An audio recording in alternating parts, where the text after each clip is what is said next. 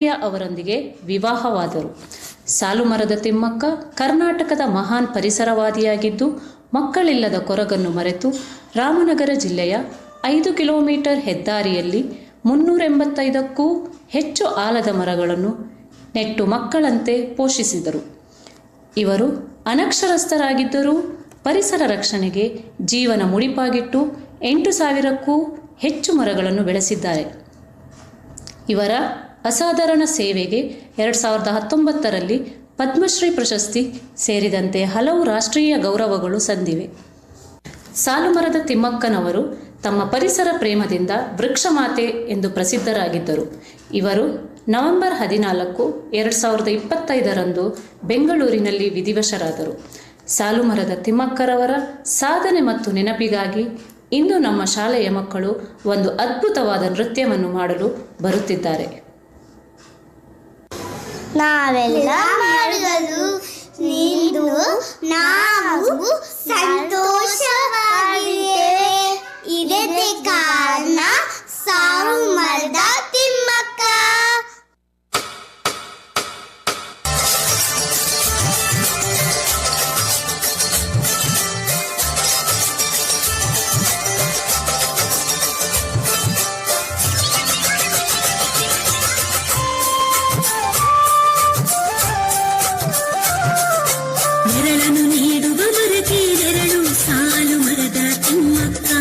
ಉಸಿರನ್ನು ನೀಡುವ ಗಾಳಿಗೆ ಉಸಿರು ಸಾಲುಮರದ ತಿಮ್ಮಕ್ಕ. ತುಂಗೆಯ ನುಡಿಸುವ ಹಕ್ಕಿಯ ಸ್ವರವು, ಕಣ್ಣಡಿ ಮಿಡಿಯುವ ಬೀಜದ ಮಂತ್ರವು, ಹಸುರಿನ ಹಾದಿಯ ವನ ದೇವತೆಯು ಸಾಲುಮರದ ತಿಮ್ಮಕ್ಕ. ಸಾಲಲ್ಲಿ ಅಕ್ಕನ ಬೆನ್ನಲೆ ಸಾಗುವ ಮರ ಮಂತ್ರವ ಬೆಳೆಸುತ್ತಾ, ನೆರಳನ್ನು ನೀಡುವ ಮರಕ್ಕೆ ನೆರಳು ಸಾಲುಮರದ ತಿಮ್ಮಕ್ಕ. ಉಸಿರನ್ನು ನೀಡುವ ಗಾಳಿಗೆ ಉಸಿರು ಸಾಲುಮರದ ತಿಮ್ಮಕ್ಕ.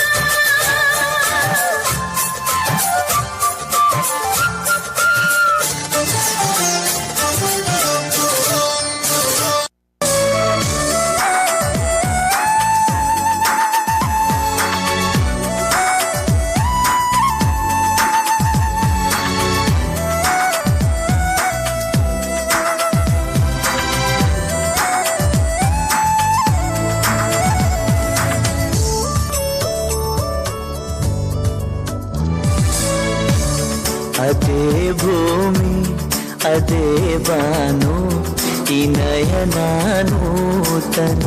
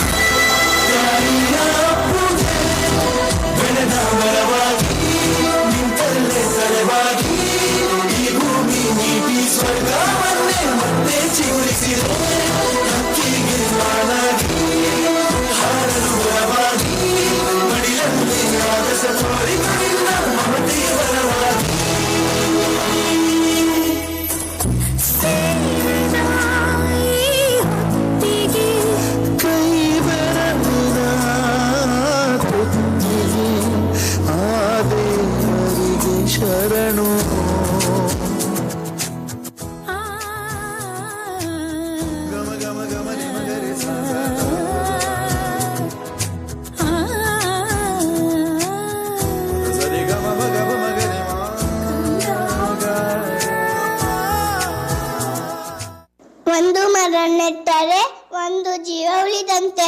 ನಮ್ಮ ಹಸಿರೇ ನಮ್ಮ ಉಸಿರು. Plant a tree and help your children to breathe. Thank you.